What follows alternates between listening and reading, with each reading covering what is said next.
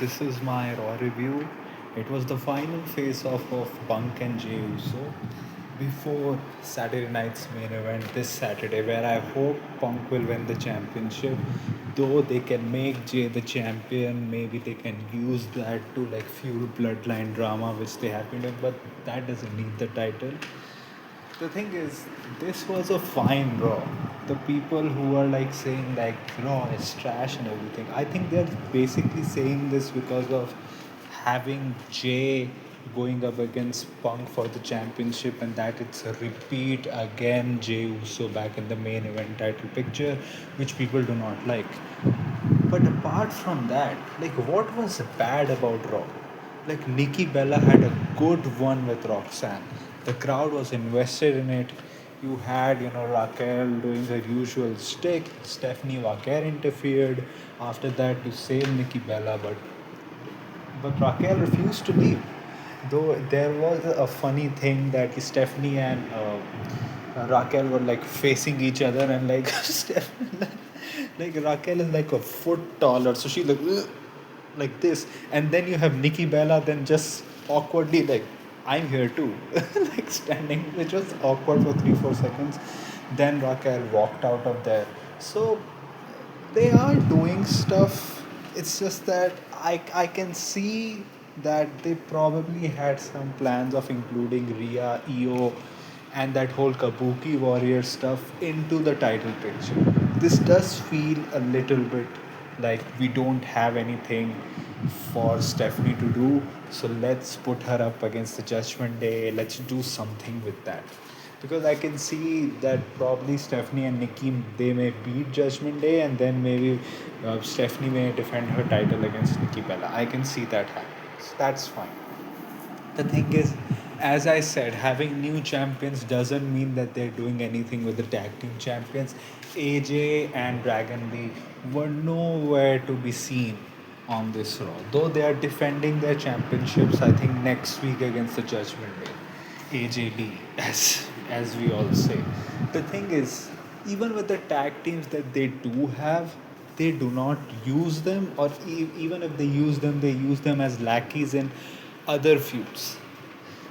And segue into Penta versus Rusev, which was a really good match. Like that kick out of Rusev on Penta, on the Penta driver, was like, it almost felt like the ref actually counted three, but it was very last second. The thing is that I'm liking the way that they're booking Rusev.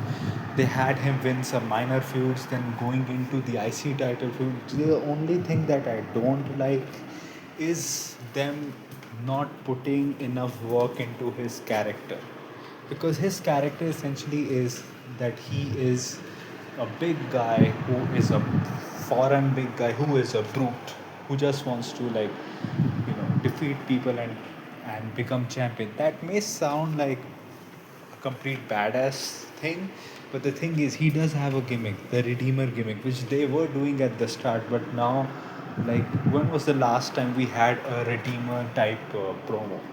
Like, that can make him a legit main eventer, I feel, in the WWE. You had, Los Americanos and El Grande Americano interrupting. They actually attacked Rusev first. So technically, Rusev should get the title shot, but they interrupted the match. It was officially called double DQ, and because there was earlier a segment where Dom was like calling someone and was like, there is a problem here and everything. It's just that one thing I don't get: why are the Americanos helping Dominic Mysterio? Like, okay, he does call him like goons for hire and everything, but like what? We have never really seen Dom giving them like a briefcase of cash. It can be a funny segment too. So why? Like, has he promised them a title shot in the future? And why are not the Los Americanos used in the tag team division, where you actually don't have that many tag teams? They are usually used as to get people over going into singles matches, like they did with AJ Styles as well. So, and then you had a segment backstage where Dom was like, Dom was pretty funny. Like that's crazy, man. And like El Grande Americano and the Los Americanos walked away, and he was like, they were also saying that in Spanish. And Adam Pearce was like, you're gonna defend your title against both Rusev and Penta. The thing is, I think Saturday night's main event is gonna be a good one because it's the first time Saturday night's main event is happening, and it's not happening on NBC, so there are no like time restrictions, so they can perfectly have it, like they can elongate it at as long as they want. So we're gonna get that. I know it's gonna be banger, this triple threat, and they can potentially have either Rusev or Penta take the title because Dom doesn't need to take the pin, and I don't think, and the way that they have booked the other two, I don't think they lose that much if they take the pin anyways. But I don't think they're gonna have Dom lose his title just like that. I think whoever they have win against Dom, that's gonna be like a big moment. Maybe a Cena match, which leads to like a Gunther match as his last match. Let's see what happens. Then you also had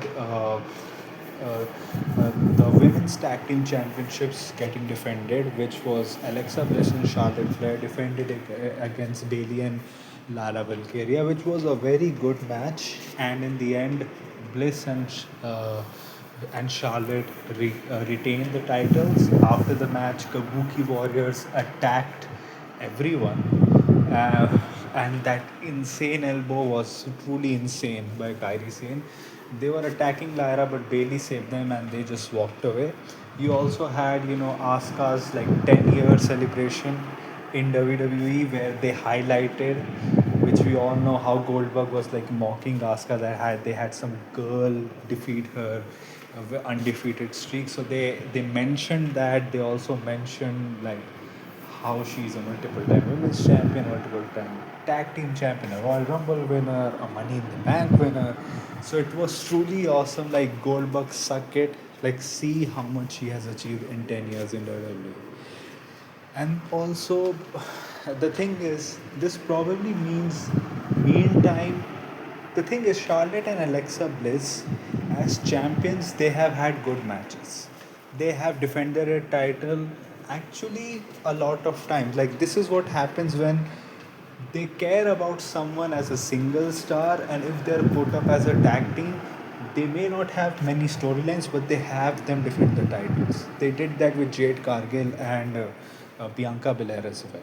So they're doing that with Charlotte and Alexa. It's just that they have not had any like great story. Like they had like a basic ass feud with the Secret Service, but other than that, there have been good matches. And if you can give the titles to the Kabuki Warriors, it actually works a lot because you have then Bailey and Lyra Valkyria can maybe go after them in the future. You have history there.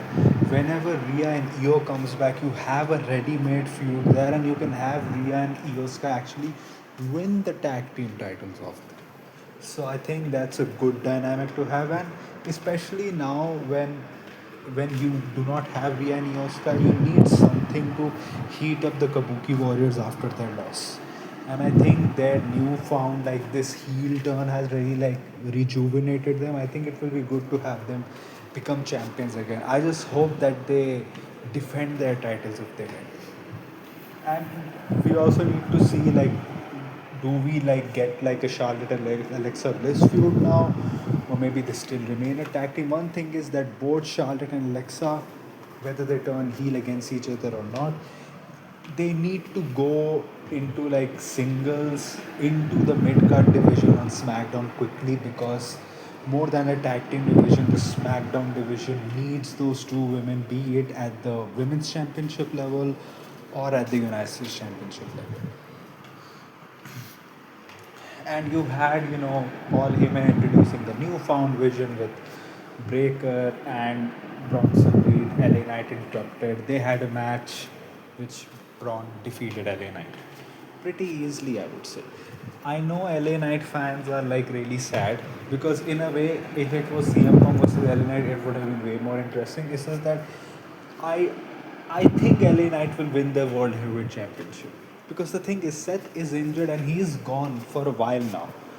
And what else is there? Who else is there who can give like a big enough moment to defeat CM Punk or a Jey Uso that that is like big? Like it's LA Knight.